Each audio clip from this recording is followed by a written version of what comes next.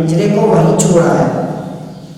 So after dinner he went to look at it. जब उसने रात का खाना खाया, भोजन किया, तो उसके बाद वो पुनः उसे देखने गया। देखने के बाद the catch had set and in it a little bird was beating against the bar. वहाँ पर वो क्या देखता है कि एक पक्षी जो है वह उस कैच के अंदर फंस गई है। कैच पूरी तरह से बंद हो चुका है और वहाँ पर एक पक्षी जो है उस लोहे से बने या पत्तियों से बने पिंजरे को खटखटा रही है, उस पर धक्का मार रही है। सो मैंक टूक up the birds and carried it into the house. उसके बाद मैंक जो है उस पक्षी को अपनी ओर उठाता है और उसे अपने घर तक लेकर के जाता है। ओके, फिर पुनः mom I have cout a bird he cried. वो चिल्लाता हुआ जोर की आवाज़ में कहता है कि माँ मैंने एक बर्ड पकड़ा, मैंने एक पक्षी पकड़ ली। जिस पक्षी की मैं तलाश में था उस एक पक्षी को मैंने अपने पिंजरे में फांस लिया है। So I think it is a nightingale and how its heart beats.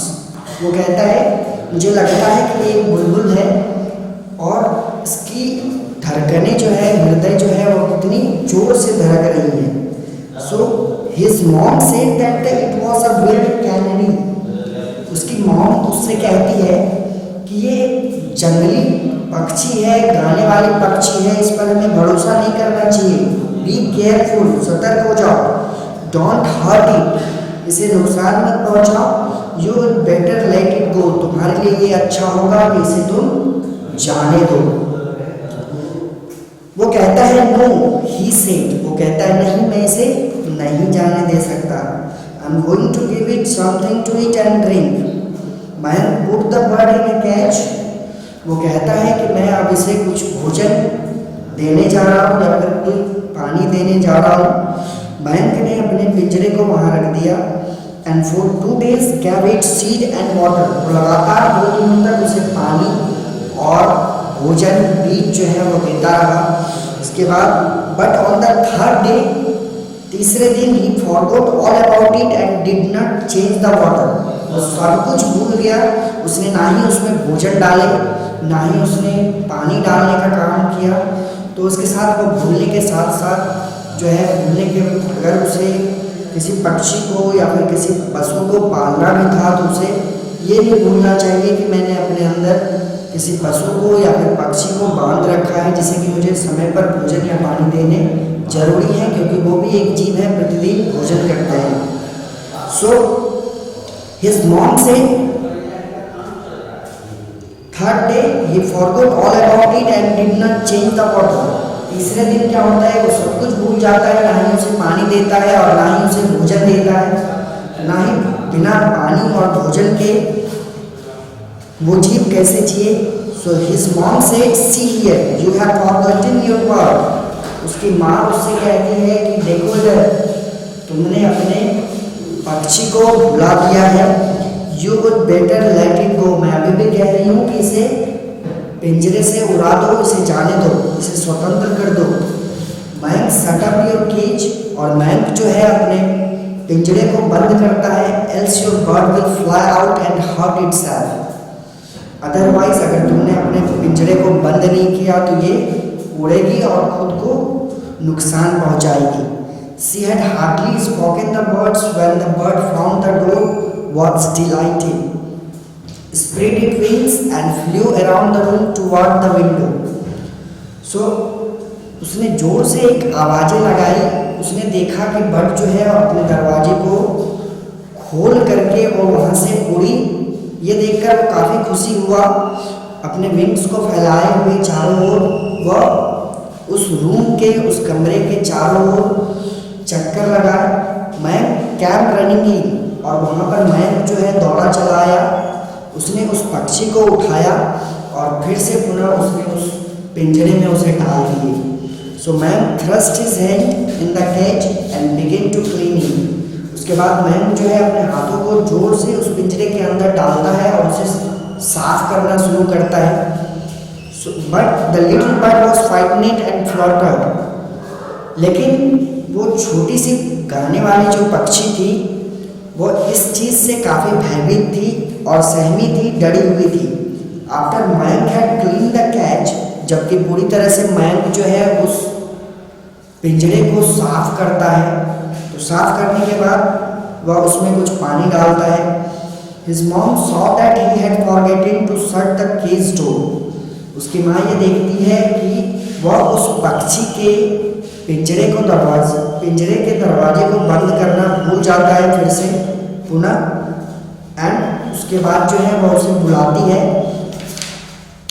The bird was still alive, लेकिन वह पक्षी जो है अभी भी जीवित थी। बट इट ले ऑन इट्स ब्रेस्ट, लेकिन वह अपने छाती के बल पर जमीन पर लेटी हुई थी। So with it wings spread out and breathed happily, वो अपने पंखों को फैलाकर काफ़ी जोर जोर से सांस लेने का काम कर रही थी। मयंक लुक एट इट, और मयंक उसे देखता है, एंड बिगिन टू क्राई, और उसे मयंक देख करके वो चिल्लाना शुरू कर देता है। Mom what can I do now, वो अपनी माँ से पूछता है कि माँ अब मैं क्या करूँ, अब मैं क्या करूँ।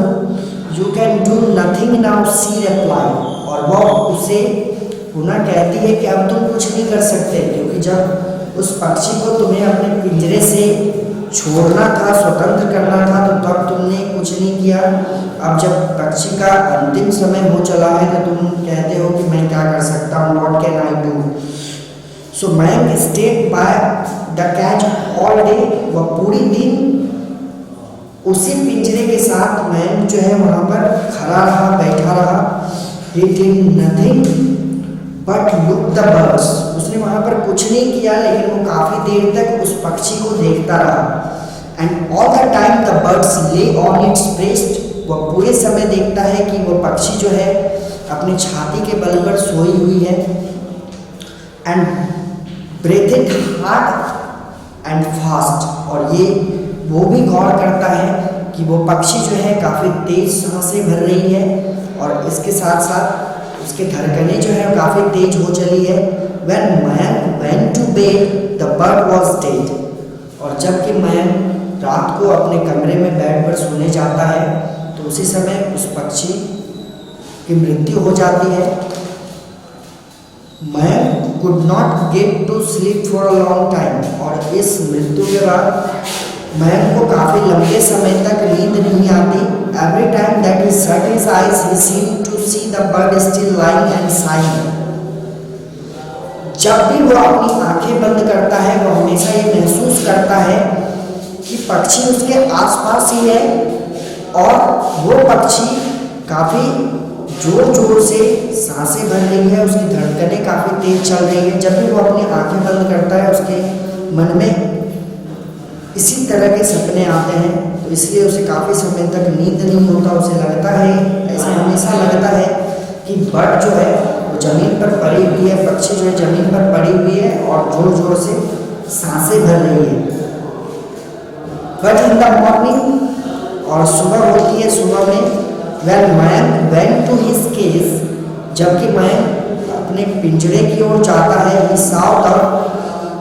saw the bird lying on its back, वो वहाँ पर देखता है कि पक्षी जो है वो अपनी पीठ के बल नीचे की ओर गिरा हुआ है, पड़ा हुआ है। with its leg crossed and all stiff, और वो पक्षी जो है अपने पैरों को पूरी तरह से क्रॉस करके बिल्कुल जमीन पर पूरी स्थिरता से पड़ा हुआ है, सोया हुआ है। After that never again snare birds, after that Mayank never again snare birds, लेकिन इस कहानी के बाद मयंक को एक शिक्षा मिल जाती है कि इसके बाद मयंक दोबारा कभी भी किसी पक्षी को अपना कैदी नहीं बनाता, क्योंकि उसे यहाँ से एक शिक्षा मिलती है। तो दोस्तों, जब हम लोग भी किसी स्टोरी को समझते हैं तो उसका सिर्फ उसे पढ़ना जरूरी नहीं, बल्कि उसे समझना भी और उस पर कुछ हद तक अमल भी करना ये काफ़ी ज़्यादा जरूरी है। तो इस स्टोरी से हम समझते हैं कि बिल्कुल अगर हमने भी जीव जंतुओं को उनकी स्वतंत्रता से दूर किया तो फिर वे पक्षी या फिर कोई भी जीव जो है अपनी स्वतंत्रता खोने के बाद उसके मन में कुछ नहीं रह जाता, या फिर उसके जीवन में कुछ नहीं रह जाता। जब कोई व्यक्ति या फिर कोई जीव सभी व्यक्ति सभी जीव जो है अपनी स्वतंत्रता चाहते हैं, सभी लोग चाहते